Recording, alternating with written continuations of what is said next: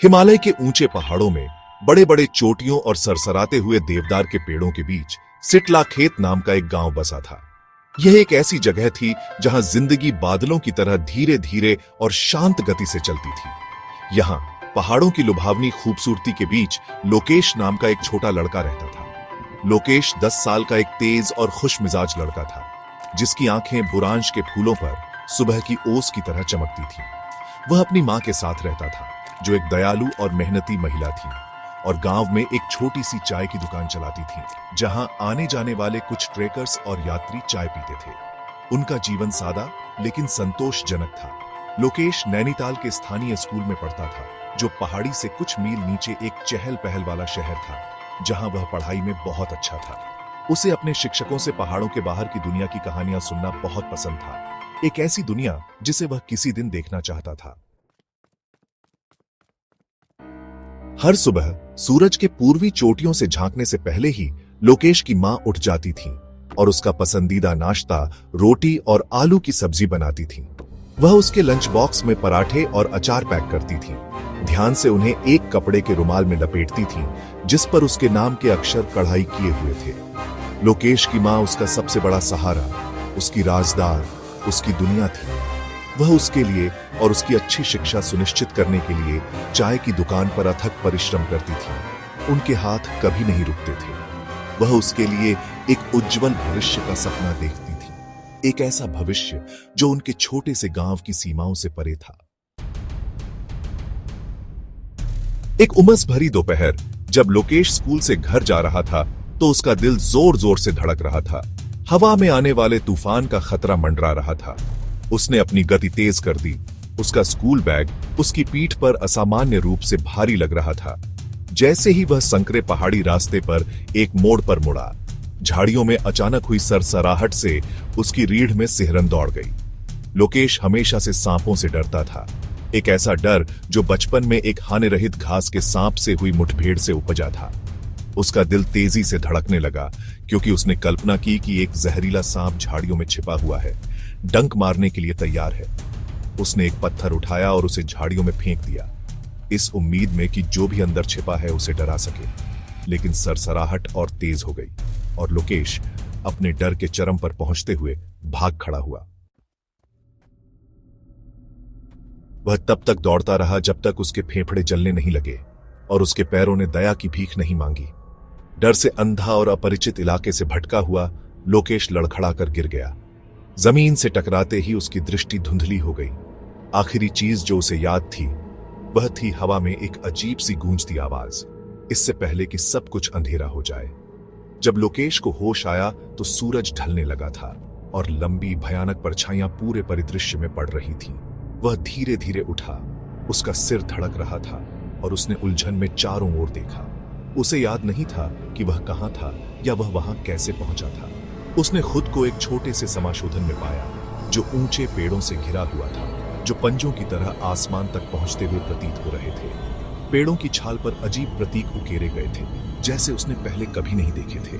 बेचैनी की भावना उस पर छा गई, जिससे उसकी रीढ़ में ठंडक दौड़ गई। भाग 5, अतीत की एक झलक।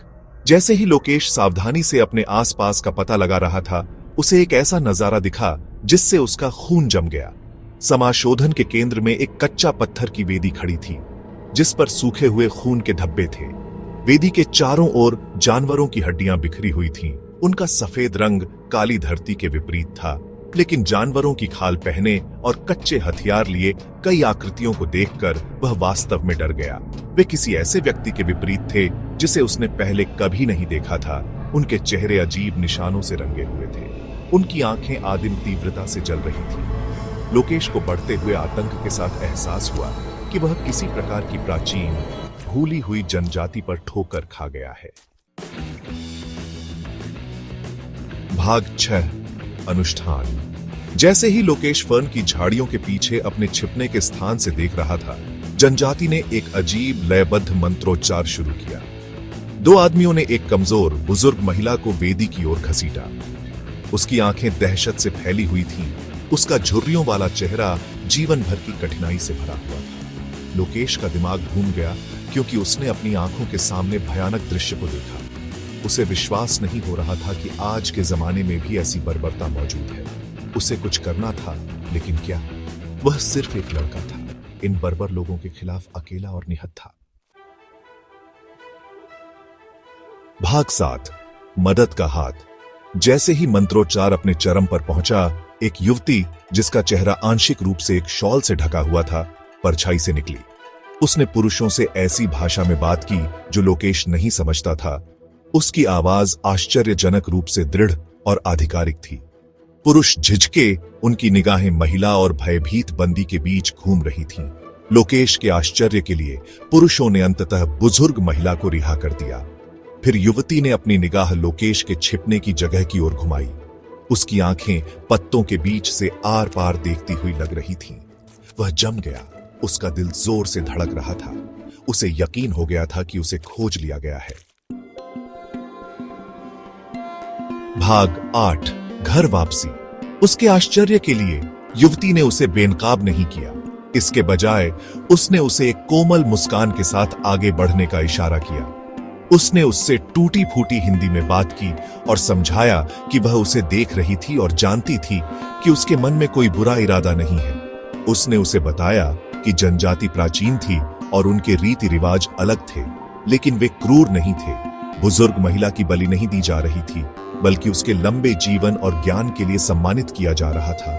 राहत और कृतज्ञता से भरकर लोकेश युवती के पीछे समाशोधन से बाहर चला गया।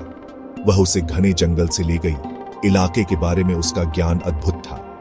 जैसे ही वे चलते थे, उसने उसे स्थानीय वनस्पतियों और जीवों के बारे में सिखाया। प्राकृतिक दुनिया के लिए उसका प्यार उसके हर शब्द में स्पष्ट था।